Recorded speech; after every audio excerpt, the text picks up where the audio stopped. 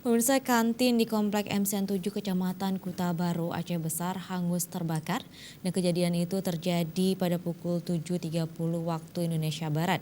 Pada Rabu malam, api yang berasal dari kantin sempat menjalar ke salah satu ruangan kantor madrasah tersebut. Pihak kepolisian dari Mapolsek Kuta Baru telah memasang polis line di lokasi kantin sekolah yang terbakar.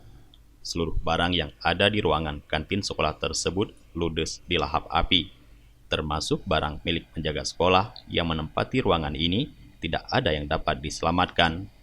Kepala Sekolah MTSN 7 Kuta Baru M. Rizal SAG menduga api yang membakar kantin sekolah tersebut berasal dari dispenser yang dibiarkan dalam kondisi on tapi airnya kosong. Api dengan cepat membesar dikarenakan barang yang ada di dalam ruangan ini mudah terbakar. Namun beruntung, warga yang berada di sekitar sigap memberikan bantuan. 6 unit armada pemadam kebakaran juga cepat tiba di lokasi untuk memadamkan api sehingga tidak menjalar ke ruangan lainnya.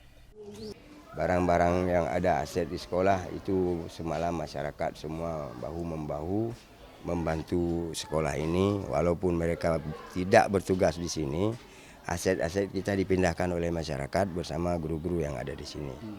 Nah, kemudian Bapak Polsek, Bapak Camat, kita bahu-membahu kerjasama mempermudah evakuasi tempat kejadian.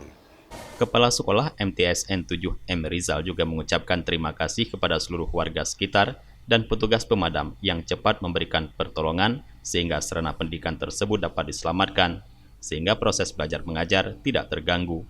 Akibat kebakaran ini, kerugian ditaksir mencapai puluhan juta rupiah. Dari Aceh Besar, Tim Liputan Aceh TV melaporkan.